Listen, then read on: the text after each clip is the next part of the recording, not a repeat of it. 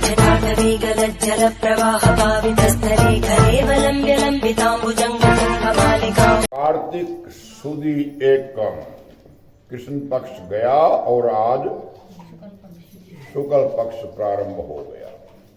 15 दिन रह गए भाई। ये थोड़े 15 दिन सर्दी के आएंगे, 15 दिन जो आने थे वो गर्मी के थे। गर्मी की पिछाड़ी गई और अब सर्दी की अगाड़ी आ गई। कार्तिक मास की शुक्ल पक्ष की एकम को हर साल गोवर्धन उत्सव मनाया जाता है। आज एकम जो है दोपहर 1:48 तक है। दोपहर को 1:48 तक होने से ही आज की अन्नकूट का त्योहार आ जाएगा। इस दिन बलि पूजा, अन्नकूट, मार्गपाली आदि उत्सव, विश्वकर्मा आदि पूजन सब मनाए जाते, संपन्न किए जाते हैं।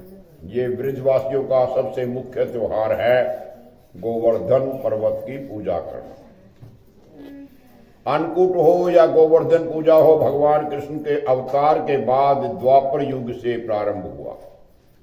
गाय, बैल आदि पशुओं को स्नान करा करके फूल माला, धूप, चंदन आदि से उनका पूजन किया जाता है। गायों को मिठाई खिला करके उनकी आरती उतारी जाती है। गौ माता की परिक्रमा की जाती है। गोबर से गोवर्धन पर्वत बना करके मोड़ी, रोड़ी, चावल, फूल, दही, तेल का दीपक जला करके पूजा करते हैं। गोवर्धन की पूजा जो है तेल के दीवे से होती है। कल ये प्रसंग किसी का आया था कि गोवर्धन पर्वत के जो बनाया है, गोवर्धन की जो फेरी करनी है, पूजा करनी है, वो तेल का दीवा होना चाहिए, घी का दीवा होना चाहिए, और उसकी परिक्रमा करते हैं। कथा ये थी कि एक बार भगवान श्री कृष्ण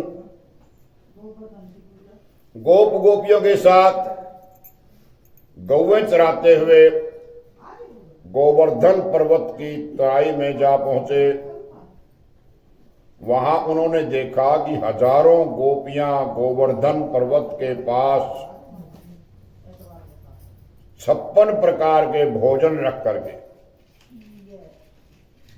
बड़े उत्साह से नाच गा करके उत्सव मना रही हैं। भगवान के पूछने पर गोपियों ने बताया कि मेघों के जो स्वामी हैं, बादलों के जो स्वामी हैं इंद्रदेव, उसको प्रसन्न रखने के लिए प्रतिवर्ष हर साल ये उत्सव होता है। श्री कृष्ण भगवान बोले कि यदि देवता प्रत्यक्ष आकर के भोग लगाएं तो हम इस उत्सव की कीमत है। फिर इस उत्सव की फिर तो भाई कीमत है। गोपियां बोली, तुम्हें इंद्र देवता की निंदा नहीं करनी चाहिए। इंद्र की कृपा से वर्षा होती है और वर्षा होने से अन्न पैदा होता है और अन्न से जीव वृद्धि होती है। भगवान बोले, वर्षा तो गोवर्धन पर्वत के कारण होती है। हमें इंद्र की जगह गोवर्धन पर्वत की पूजा करनी चाहिए।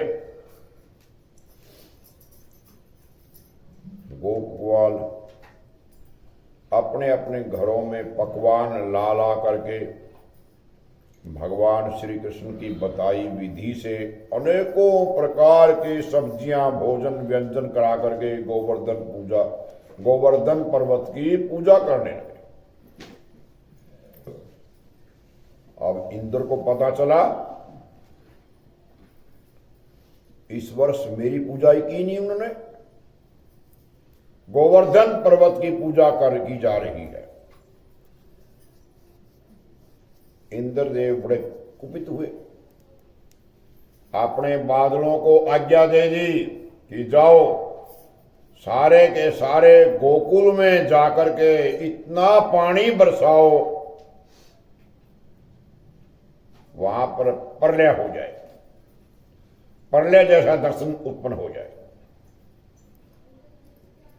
मेघ इंद्र की आज्ञा से मूसलाधार वर्षा करने लगे।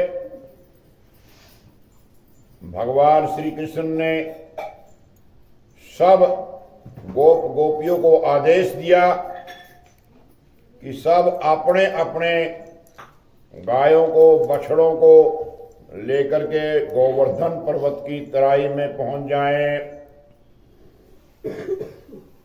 गोवर्धन पर्वत ही मेघों से बादलों से रक्षा करेंगे। सब गोपियां अपने अपने गाय बछड़ों बैलों को लेकर के गोवर्धन पर्वत की तराई में पहुंच गए। भगवान श्री कृष्ण ने गोवर्धन पर्वत को अपनी सबसे कनिष्ठ यानी कि सबसे छोटी उंगली पर गोवर्धन पर्वत को धारण कर लिया। छतरी कैसा तान लिया, जैसे हम छतरी अपने ऊपर तान लेते हैं। सब ब्रजवासी 7 दिन तक गोवर्धन पर्वत की शरण में रहे। सुदर्शन चक्र के प्रभाव से ब्रजवासियों पर जल की एक बूंद भी नहीं पड़ी।